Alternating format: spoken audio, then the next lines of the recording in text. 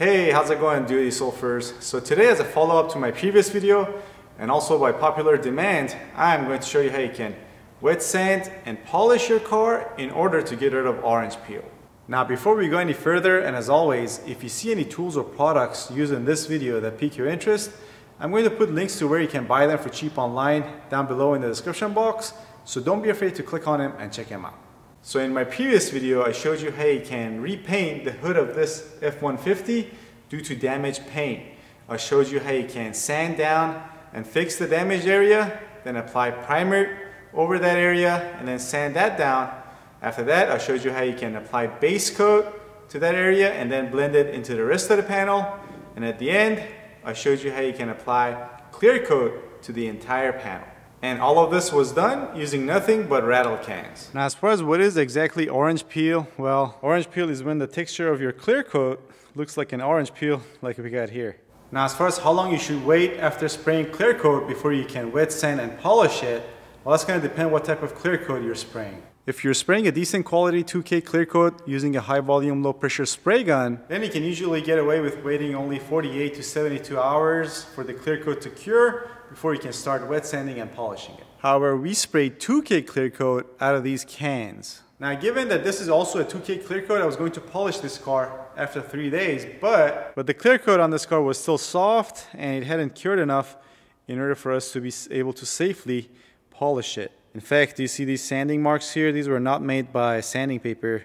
I simply used my hand and I was able to not only sand these, but put a bunch of scratches all over this clear coat. So now it's about 9 days later after we applied our clear coat and I feel more comfortable wet sanding and polishing this panel now. Oh yeah, and if you have to use these 1K crappy clear coats that you really shouldn't, you really need to wait at least 2 weeks before you wet sand and polish. Now, for those of you that are not familiar with what orange peel is all about, I'm going to take a quick minute and explain to you what it is and how you can get rid of it. Alright, so fresh out of the factory, all the panels on your car are going to be completely bare. Now, in order to protect these panels against rust and corrosion, usually a self-etching primer or an epoxy primer is sprayed on the bare panels. Next, after the primer, the base coat is sprayed on the panel. Base coat being the coat that gives your car its color. And between all the different coats, the base coat is going to be the thinnest coat that's sprayed on your panels. And after your base coat, clear coat is sprayed over it in order to protect it against corrosion and sun damage, but also to give your car that nice shiny gloss. Now, clear coat being the thickest layer that's sprayed on your panels and also being in the semi-liquid state, it's not going to cure exactly flat. Your clear coat is going to cure wavy and like this, which is going to reflect the light as if it was getting reflected off of an orange peel, hence the name orange peel. And as far as how we can get rid of orange peel, first we need to sand down flat this top portion of our clear coat. And once the top of our clear coat is sanded down flat, we're going to polish it in order to bring back its shine. Now, in order to be able to wet sand and polish your car, you're going to need some 1500 grit sandpaper, a soft sanding block like this, a medium to high grit rubbing compound of your choice, and either a rotary polisher like this, or better yet, if you can afford it, a slightly more expensive dual action polisher. And also you're going to need a clean wool pad or a cutting foam pad like this. Now, for this video, I'll be using this rotary polisher, but I'll touch briefly and go over the benefits of using a dual action polisher, especially for beginners, later on this video. Alright, so before we start wet sanding, it's very important to make sure that the area we're going to be wet sanding is completely clean. So next, you want to get yourself a clean bucket of water, and then get yourself some car wash soap, and then pour that in. Then get yourself a microfiber sponge, and then thoroughly wash all the panels that are going to be wet sanded. What you want to do next is to get yourself another clean bucket of water, and with a different sponge, thoroughly wash and clean your panels once more. Next, you want to get yourself a microfiber towel and then wipe down and dry off all the panels you just washed.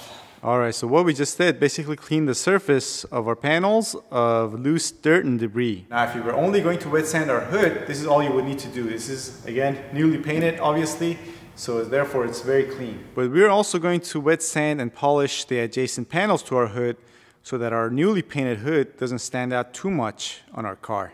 Now, since the clear coat on these panels is obviously a lot older, we need to thoroughly clean it of any specks of dirt, dust, and debris that have etched themselves into the clear coat.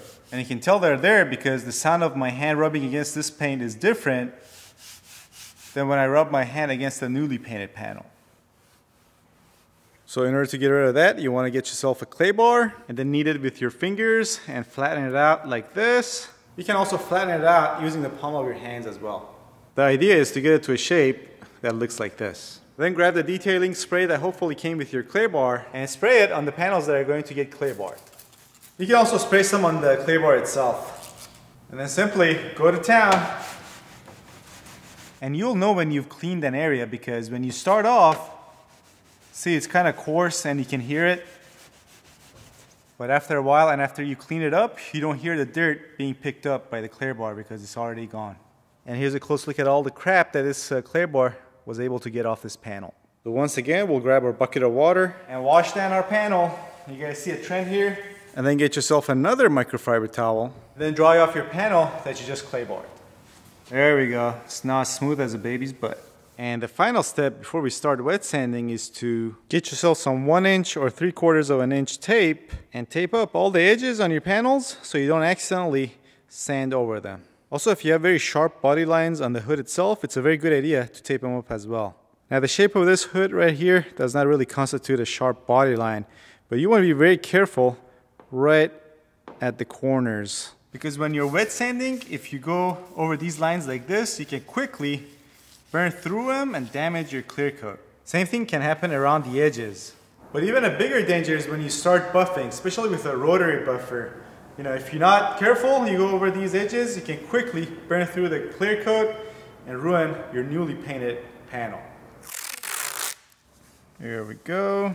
All right, so here's how you want it to look like.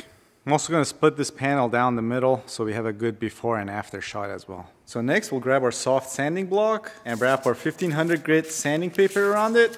And then using a sponge to add some clean water to our panel, we can start wet sanding one section at a time and paying close attention to the contours of our panel.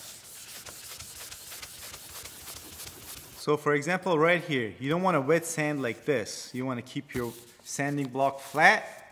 Go up to the edge, and then if you want to sand here, again, keep it like this, sand this way, then keep it flat on this side, sand this way, so on and so forth. And the good thing about these soft sponges are that you can, every so often, get them out and use them to clean up your panel, to take a look and see where you need to sand more. And good thing we checked, because as you can see, we're pretty much done. That was a little bit quicker than I expected. And it shows that this clear coat is still fairly soft. Now you can sand this a little bit more to get it even more flat, but I don't want to risk burning through this clear coat, especially not on camera. So now we do this for the entire panel. As I've said before, you're going to need a lot of elbow grease for this. And if you're wondering where elbow grease comes from, the main ingredient for elbow grease comes from alcoholic beverages. What's that? You guys saying something? Chop, chop, chop, chop, chop. All right, you twisted my arm.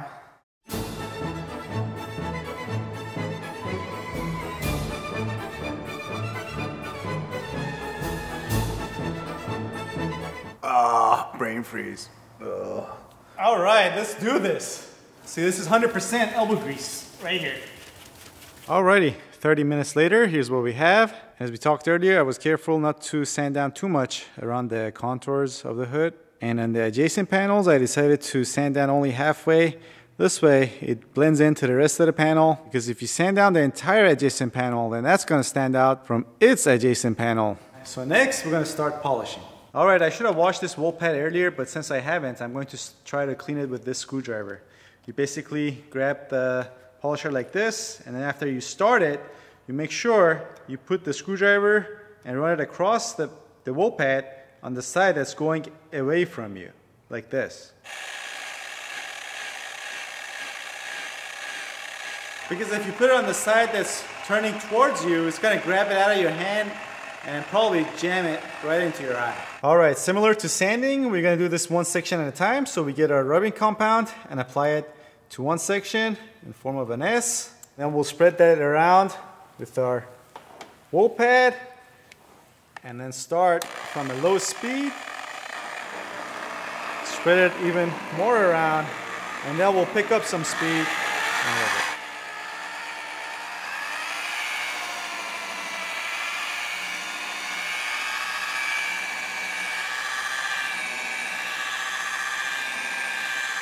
When you're using a rotary polisher like this, it's very important that you don't stand in one place. You need to be constantly moving back and forth. The speed at which you will be moving is going to depend greatly on how fast you're going to set this to turn, and also what condition your clear coat is in. Since this clear coat is somewhat soft, I'm going to move faster, and I'm also not going to run this at too high of an RPM. And you might need to go over each section about 3 or 4 times in order to get it properly polished.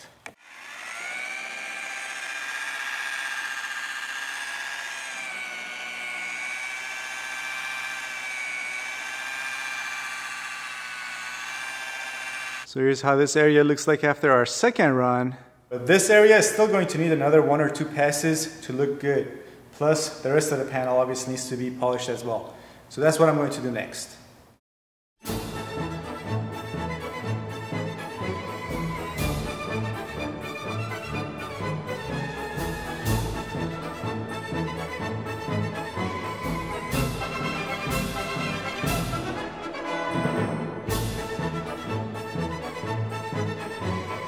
Alrighty, minus a few spots, we're pretty much done polishing these 2 segments. And here's a closer look. As you can see, there are still some fine scratches left, but those are just from our wool pad. We could remove these later using a swirl remover and the proper foam pad. But other than that, it looks pretty nice and shiny. Before I remove the tape and show you the before and after on this panel, let's quickly go over the dual action polisher I told you guys about. If you're going to be using a dual action polisher, after you sand down your panel with 1500 grit sandpaper, you should also sand it down with some 2000 grit sandpaper after that. Because these dual action polishers, aka random orbital polishers, not only turn this way, but at the same time, they turn this way in orbits as well.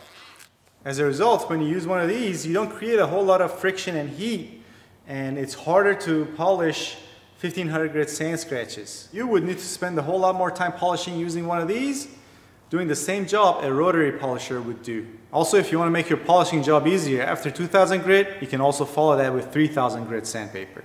Alright, enough talking. Let's unwrap our present. Alright, so let's take a closer look. Here's a section where we haven't wet sanded and polished. That's the reflection of my shop light. Here's before, after. Before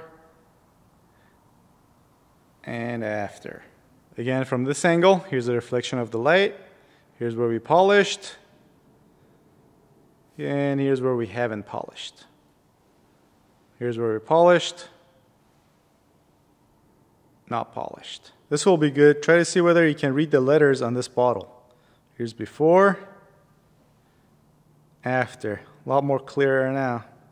And here's a look at our fender. Here's the area where we polished. Here's the area that hasn't been polished. Now, as you can see, our newly painted panel doesn't stand out too much from the area that's polished on our adjacent panel. And there you have it, folks. Painting this hood with the rally cans came out pretty good, especially after wet sanding and polishing it a bit. Now, if you haven't seen that video yet, I'll put a link to that, along with some other videos on this side of the screen that you can click on. There will also be links in the description box down below. Hope you enjoyed watching this. I'll see you guys next time.